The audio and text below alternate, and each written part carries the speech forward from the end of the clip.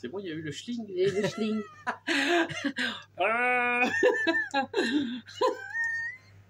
Salut mes petits photons. Un petit teaser pour vous parler du PV Mat. Bon, quelle heure il est là? Il est 19h30.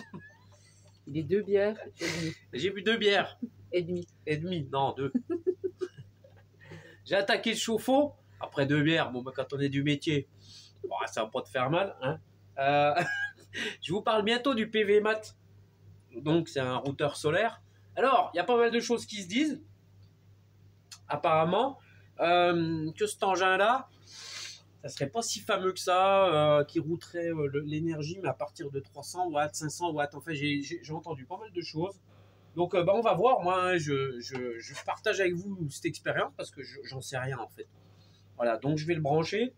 Il se trouve que voilà, bon, bah, j'ai démonté le chauffe-eau thermodynamique. Donc, ça m'empêchera jamais d'avoir de l'eau chaude, moi, puisque je vais me brancher directement sur ma résistance. Donc, ma pompe à chaleur de mon ballon, elle va continuer à fonctionner. Et puis, je routerai, tant pis, le peu d'énergie. Mais je vais quand même partager ça avec vous. Et puis, ça me permet aussi une chose que j'avais pas fait, parce que ça fait 8 ans que mon chauffe-eau il tourne. Je l'avais encore jamais entretenu. C'est pas bien, faut pas le faire. Parce que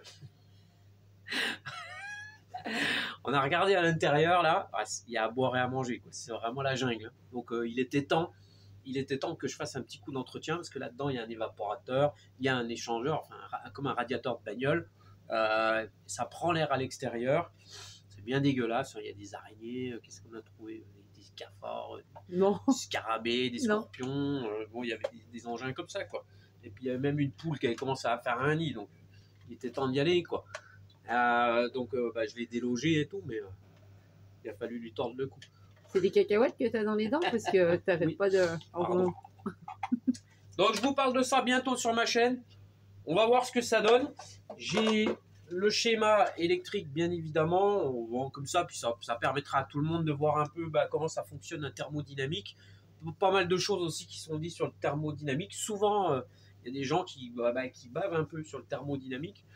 Moi, j'ai pas eu de souci en fait avec le thermodynamique. Souvent, on entend que c'est pas valable, c'est pas fiable, ça marche pas bien, il n'y a pas de réparateur. Bah, écoutez, moi, c'est un Tresco. Il a 8 ans. On n'a jamais rien fait dessus. Donc,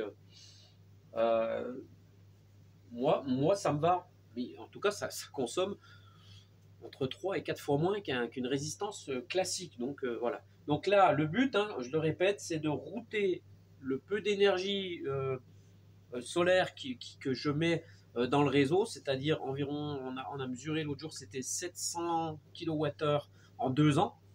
Enfin, c'est peu. Si, c'est pas mal, ça fait 110 balles hein, que je donne à l'EDF à peu près.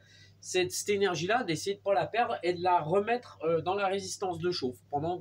Tant pis, même pendant que le ballon il tourne. C'est-à-dire que je peux produire de l'eau chaude avec le ballon, avec la pompe à chaleur qu'il y a dedans, et puis en même temps alimenter la résistance. C'est pas bien grand, ça chauffera plus vite, voilà.